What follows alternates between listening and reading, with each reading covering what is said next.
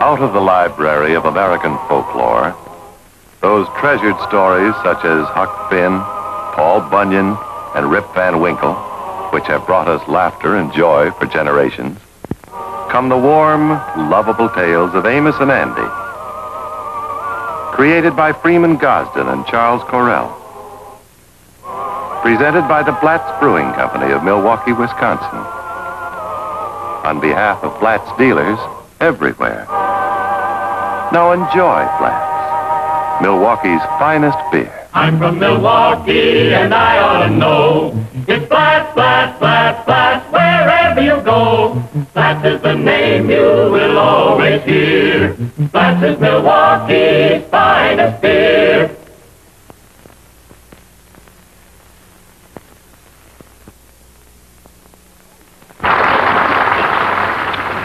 George, it was so wonderful to see my sister opalescent with her little family. Yeah, tell me, are they here for a long mooch or a short mooch? They are not moochers. This is our side of the family. They're staying at a hotel, George. You know, Mama, the thing that impressed me about opalescent and Sam is that they seem to be so happy. And I have an idea it's all because they have a child. Oh, that little horse is such a little doll. I just couldn't stop loving him. You know, Mama, everybody thinks Horace looks just like you. Well, they're doing great things with plastic surgery these days. You talking. You with that fire break down the middle of your head. You know, George, looking at little Horace, I couldn't help thinking what a wonderful thing a child would be for us. Now, hold everything. George, if we was to adopt a child, I think it would make a big difference in our home. Now, see yourself out. George, I mean it. Have you ever stopped to think why we ain't as happy as we was 22 years ago? Well, for one thing, we got married. George, I'm serious. I think if there was a little child in this home, it would give us a new interest in life. Well, I agree. We could use that all right. Just think, George, you and your little son going for a walk in the park, going to the zoo, playing ball together. It would be wonderful, George. Say, I think you got something there. Take the little child under my wing, guide it through life. In other words, I can teach it everything I know and mold its character so it'll grow up to be just like its daddy. Oh, what a thing to do to a harmless little child. Annie, Sapphire done come out talking about adopting a baby. And I tell you, son, it's got me to thinking. Yeah, that's something to think about, all right, Kingfish. You adopting a baby. Well, I don't know if you is the maternal type or not. Well, you got to understand babies. You got to know what to do for him when he starts crying. Oh, Eddie, that's the easiest thing in the world. When a baby starts crying, 9 times out of 10, it means he got a little air on his stomach. All you got to do is pick him up and throw him over your shoulder. Yeah, but that's going to be kind of hard on the kid every time he hits the floor, ain't it? Oh, Eddie, when you put the kid on your shoulder, that don't mean that... Hello? Hello, George. Say, listen, Opalescent and I are going shopping this afternoon, and Mama's been taking care of little Horace all morning. Now, she's on the way over to the office with the boy now, and you can take care of him for the rest of the afternoon. Me take care of him? What's the matter with Sam? Sam will be busy this afternoon. He's closing a deal for a big job in Mexico. Say, I got work to do here. I ain't got no time for that. George, I thought since we were talking of adopting a baby, you would enjoy spending a little time with Horace this afternoon. Well, you might have an idea there. Certainly wouldn't do no harm to get the feeling of the thing. Wait a minute. That might be your mama now. I just heard the front door slam here. Yeah? Okay, honey. Goodbye. Oh, it's you. Well, George, this is little Horace. Now, see that he gets back to his hotel in time for dinner. I'll do that, Mama. All right, I'll be running along. Now, try to be a good boy, Horace, and try not to pick up any bad habits. Goodbye, Horace. Goodbye, Grandma. Hello there, Horace.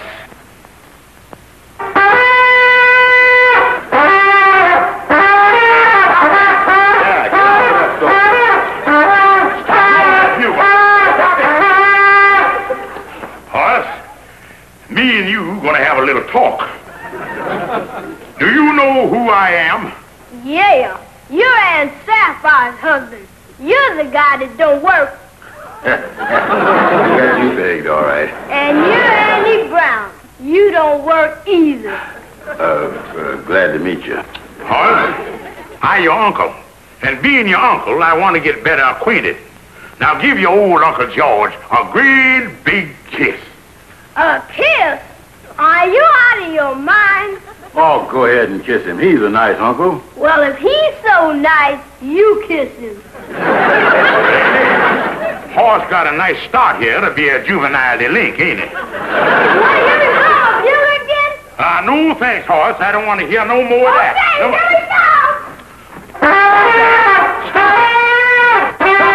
here we go. Come here. Give me that bugle. Give me that bugle. Give me that bugle. Ow! If I was that kid's papa, I'd try to talk him into running away from home. That kid's been tested for rabies. Oh, gee, look at the fire. Boy, what a big fire.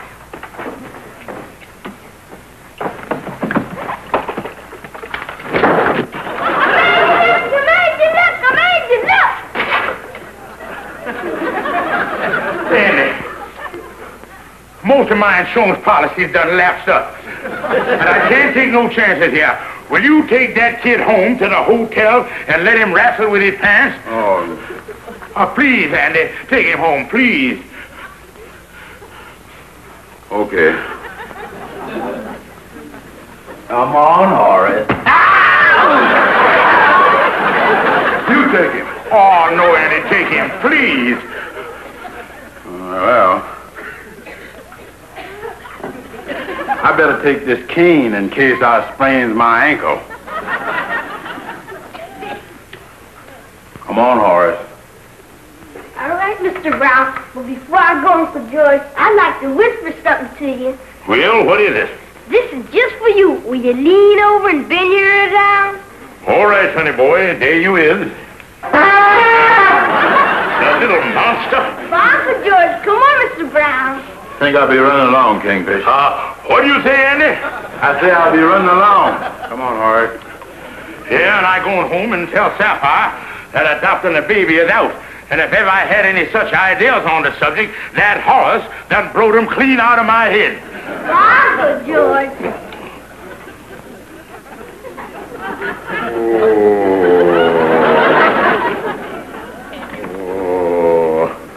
Sapphire, I've been waiting for you all afternoon, and I got something to tell you about adopting a kid. George, I got something to tell you. I just came back from the foundling home, and I saw the most adorable baby there ever was. Now, wait a minute here. George, it's the perfect baby for us, and I know it'll make us the happiest people in the world. Yeah, I spent 5 minutes this afternoon with an adorable little boy, and I was lucky enough to come out of it alive. That Horace is a killer. Oh, George, maybe today was just one of Horace's off days. But this baby I saw, he is heavenly. Look, Sapphire, I got my hands full with you and Mama, and I ain't interested in opening up a new front. I wanted the doctor to show him to you. Now, promise me you go over and look at him. He's just 6 months old, and he is adorable. Well, all right, I'll go over and look at him, but that's all.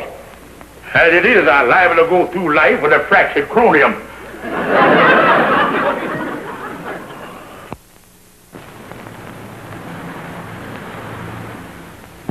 Kingfish, as long as you change your mind about adopting the baby, what is we doing here? Well, I told Sapphire I'd come by here and see the baby, but that's all I'm going to do. I just want to keep my promise. Well, Mr. Stevens, here we are. Nice-looking baby. Thank you, Doctor. See you again sometime. Let's go, Andy. Just a minute, Mr. Stevens. I'll pick him up so you can get a better look at him. Oh, no, it ain't necessary to go to all of that trouble. I done sized him up. No trouble at all, Mr. Stevens. Seems like he's not in the mood just now to be picked up. Baby's is crazy about me. Mind if I pick him up? Why, no, go right ahead, Mr. Brown is the name.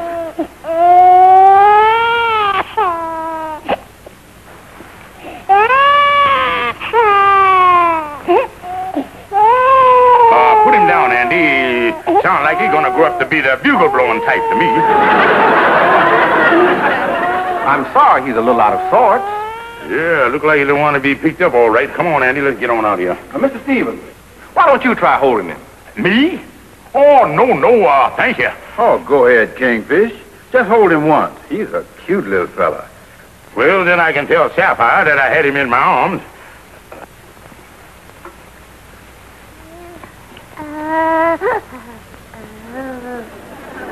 Look at that, Andy. He's cooing. Andy, he's cooing. Why, that's simply amazing. He seems perfectly content in your arms. Well, Doctor, you got to know how to pick up these kids, else you ain't going to get no place. Doctor, he wanted on the telephone. Well, thank you. Excuse me, gentlemen.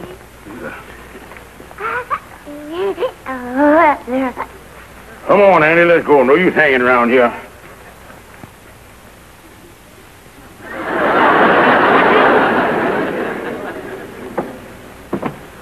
Hello? Hello? Oh, yes, Miss Stevens. He's here now. Well, tell me, Doctor, how did he react when he saw the baby? Well, I'm afraid, Miss Stevens, he wasn't too enthusiastic. Well, it's just one of those things. Well, that's all right, Miss Stevens. Yes, I'm sorry, too. Goodbye. Well, goodbye.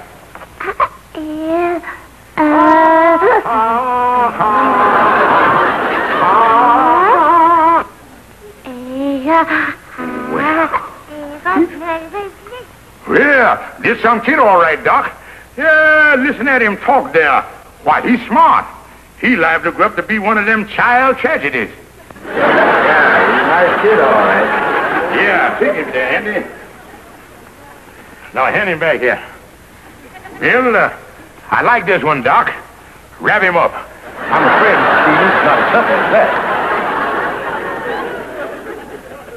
Mr. Stevens, there's one formality that we require before you can adopt one of our babies. And what's that, Doctor?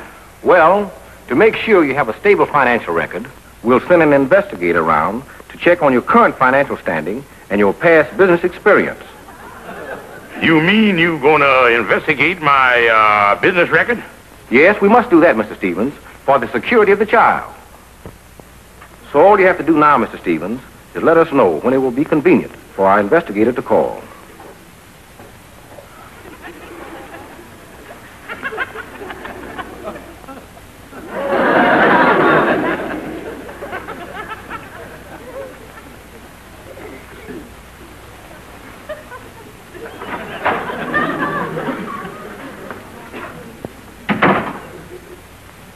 Hey, what's the matter, son? Oh, hello, Amos. Amos, tell me, you got 3 kids. Kids is a whole lot of bother, ain't they? Well, Kingfish, taking care of kids is naturally a lot of work. But I tell you one thing, it's the nicest work any man could wish for. Yeah, but they eat a whole lot and they get in all kind of trouble and all that stuff, don't they? Yeah, kids is some trouble, all right. But you know, anything worth having ain't easy. Oh, the greatest pleasure I've got out of life is my 3 children. Amos, you ain't gonna be a bit of help to me. What you talking about, Kingfish? Well, me and Sapphire want to adopt a baby from the foundling home, but they ain't gonna let us have him when they find out my financial background. Oh, yeah, I know they're plenty particular about that. Yeah, but if I had a good paying taxi business for years like you got, why then they'd let me have him. Amos, I just wondering if you couldn't go to the foundling home and adopt the baby, and then you could sublease him to me. No, I hardly think so, Kingfish. But I really wish I could help you. The only thing I can do is promise you a steady job if you do get the baby. I'll get you a job driving a taxi. But as far as your past business record goes, I don't think nobody can help you there, Kingfish.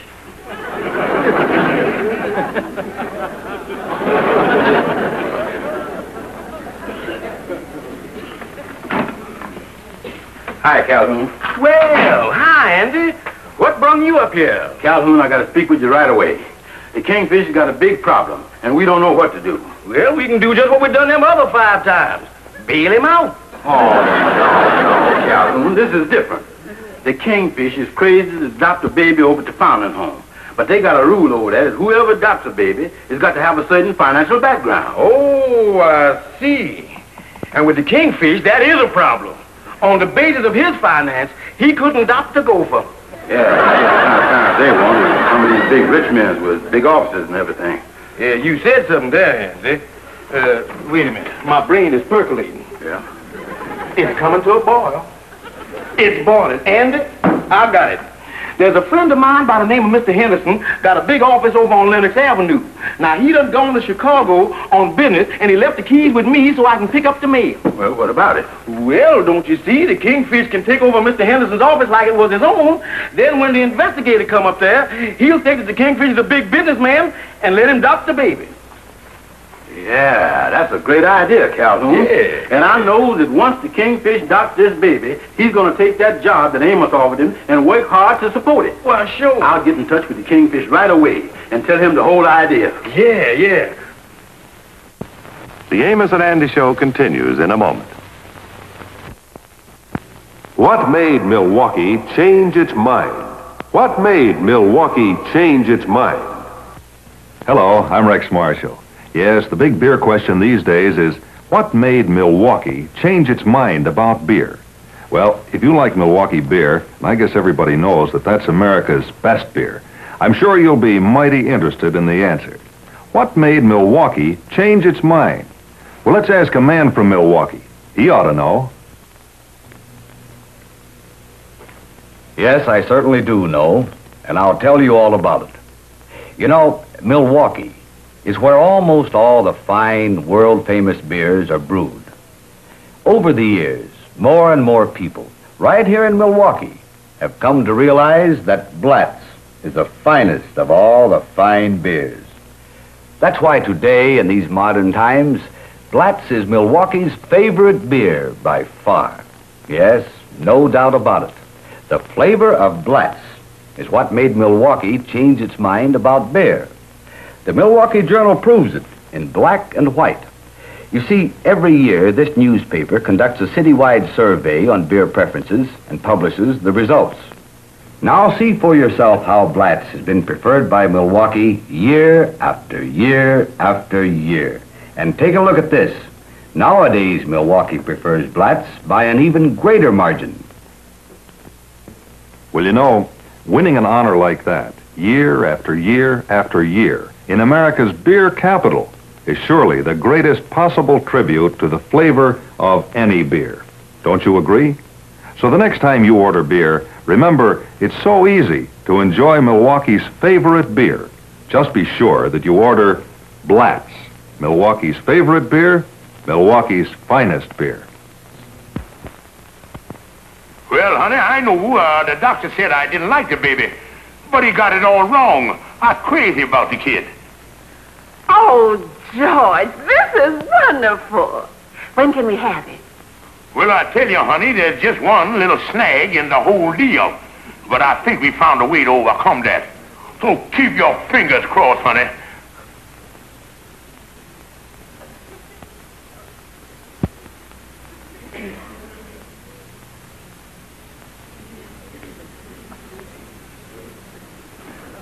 Mr. Stevens. Yes, Executive Secretary. Mr. Phillips here from the Foundling Home to see you. Show him in, Executive Secretary. Thank you. Right this way, Mr. Phillips. Thank you.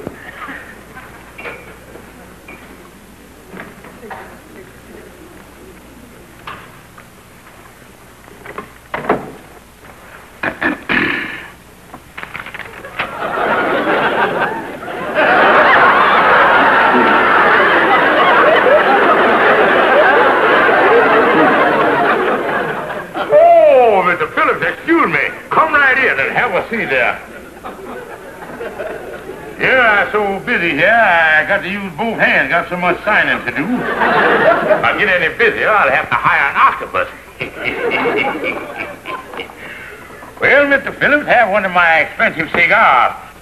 Genuine Kimona. Thank you. I'll smoke it a little later. Well, Mr. Phillips, I know what you're here for, so I guess we better get on with the interview. But I don't guess you'll mind my executive secretary, Mr. Brown, sitting in on the conference. Oh, not at all. Yeah, smart boy, that Brown. He been to Harvard. Oh, yeah. Very interesting. Well, I'd like to get on with the investigation, if you don't mind. Yeah, go ahead and ask me anything you want, sir. Now, about your business background, Mr. Stevens, just what type of business is this Acme Corporation? Oh, you want to know what the business is here? Yes, the Acme Corporation. What do you manufacture? Well, I tell you, we've been making these things for 20 years. Funny how them little things can slip your mind, ain't it? The Acme Corporation, Well, it means just what the name says. We is a corporation that manufactures Acmes. Yeah, that's right. I tell you, these Harvard boys are sharp as tacks. You manufacture Acmes? Yeah, of course, we don't make the small Acmes. We just make the great big Acmes. Big Acmes? Yeah, we make them out of plastic. Let me get this straight, Mr. Stevens. You make big plastic Acmes? Yeah, that's right. Mr. Stevens, I wonder if you'd be a little more explicit. You see, for the sake of the application, I have to put down something concrete. Oh, well, put that down. We make them out of concrete, too.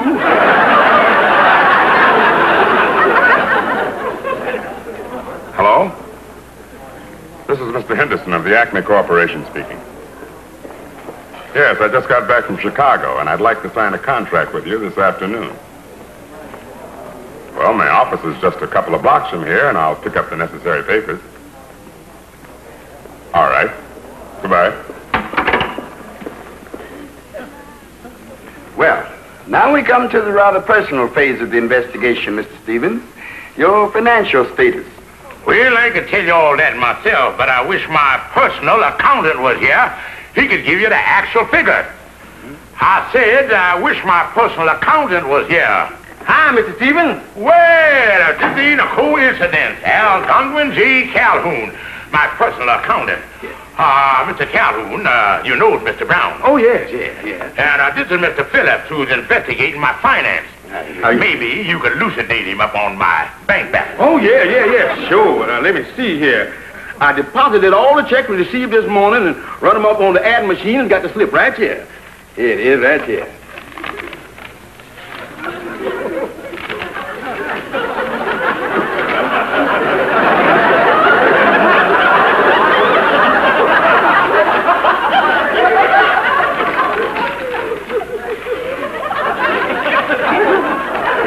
Here it is. $742,864.19. It would have been more, but unfortunately we run out of paper. Well, Mr. Phillips, I guess that gives you all the financial information you need. Thank you, Mr. Calhoun. Oh, not at all. It was a pleasure to serve you. Nice meeting you, Mr. Phillips. Good day, gentlemen.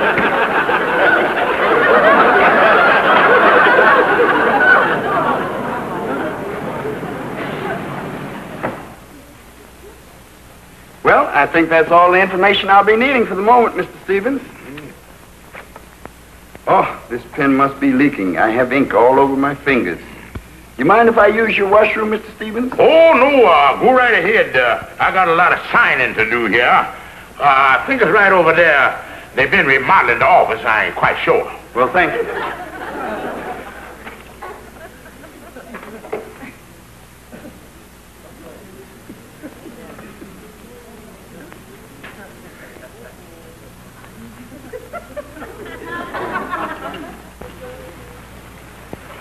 Mr. Stevens, just what is your position with this concern? Oh, me? Why, I is the president. Yes, sir, I is the president. Well, I've just been noticing this picture here on the wall, and according to that, Mr. Henderson is the president.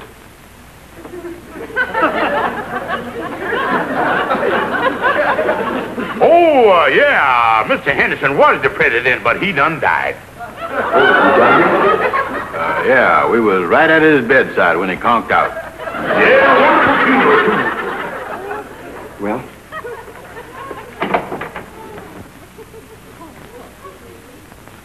Son, I want to thank you for jumping in and explaining what this Acme Corporation is. Yeah, I was really on my toes there, wasn't I? You know, Andy, it was a lucky thing that Calhoun had the key to this place. Yeah. And you sure made him think he was president of this company. Yeah, and you want to know something funny? I probably would make a better president than that goof up there on the wall. Yeah, I ain't talking about me. Why, I could run the whole...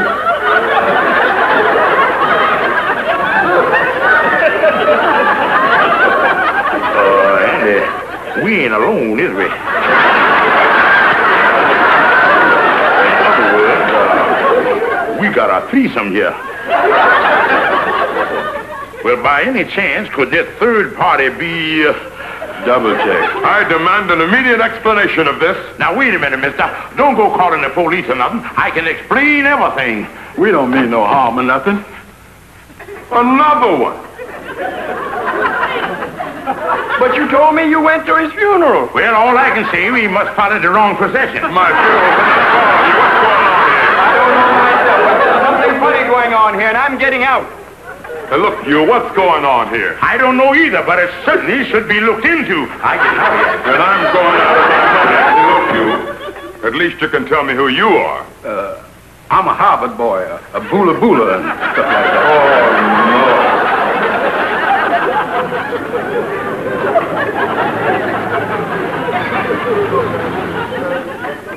Is that you, George, honey? Yeah, it is me, honey. Down in the dumps, all right. Oh, well, now, George, don't be so blue. I felt pretty bad at first myself, too, when you telephoned me the news that the foundling home decided not to let us have a child. But I cheered myself up. Yeah, honey, but I had my heart set on having that baby. But on account of my financial background, they won't let us have him. I guess I just ain't no good. Oh, now, George, don't feel so bad. 'Cause I got some news for you. Oh, what kind of news? George, we're going to have a child after all. Oh, honey. You mean? Yes, George, and this one will be our very own flesh and blood. Oh, honey, I can hardly believe it. Well, George, it's true. He's going to live with us a whole year while his folks are in Mexico. Hi, Bobby!